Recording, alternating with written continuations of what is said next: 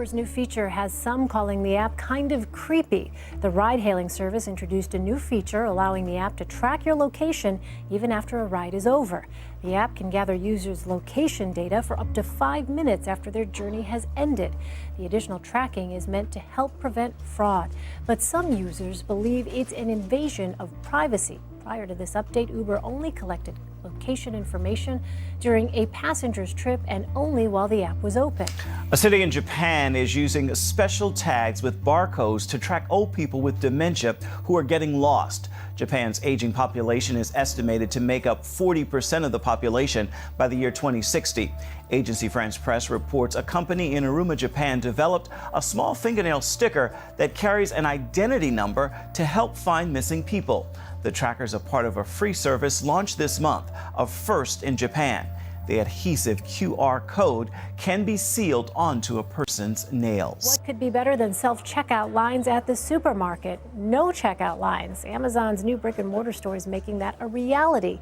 It's testing a new smart grocery store in Seattle called Amazon Go. It allows shoppers to literally walk in, grab food off the shelves, and walk out without standing in a cash register line. Customers tap their smartphones as they walk into the store, which then connects them to their Amazon Prime accounts.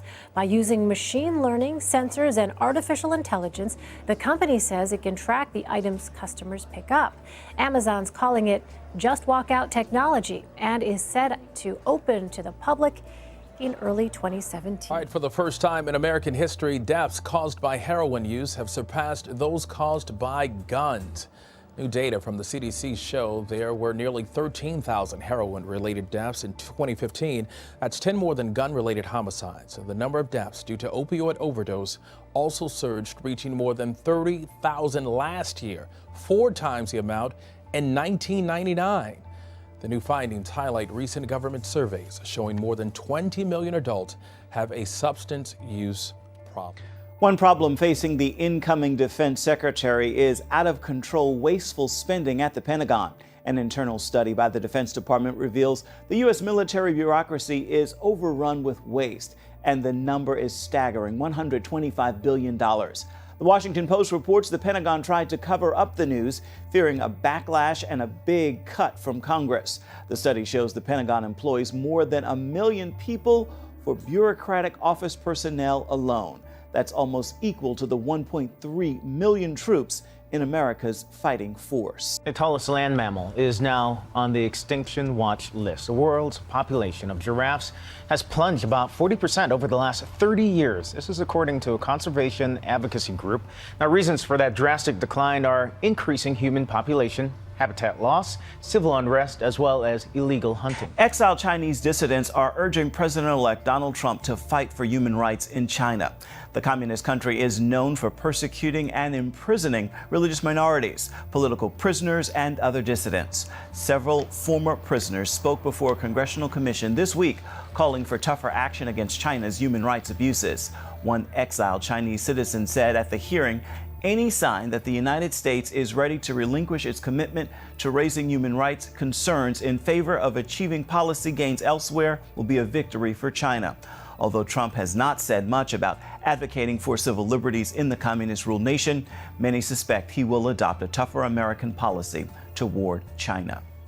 This 14-year-old student, seen on camera wildly swinging at least one large knife, is in critical condition this morning, shot by police trying to stop him. Shots fired with a student down at Hug High School. Investigators say it started as a fight between 2 students at this Reno high school around lunchtime.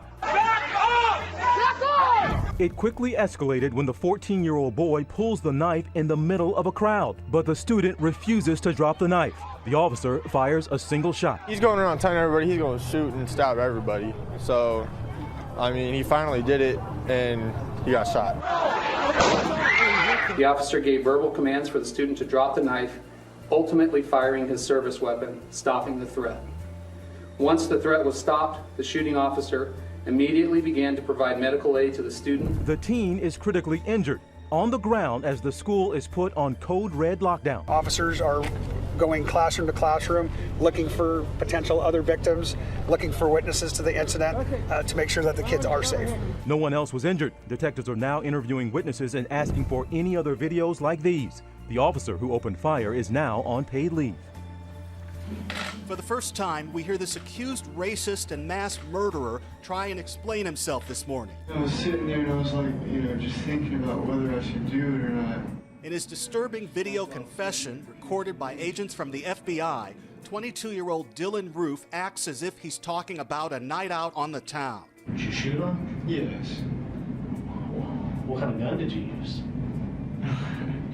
A Glock 45. In surveillance videos played in court from outside this historic black church in June of 2015, we see the faces of the 9 parishioners Roof is accused of killing.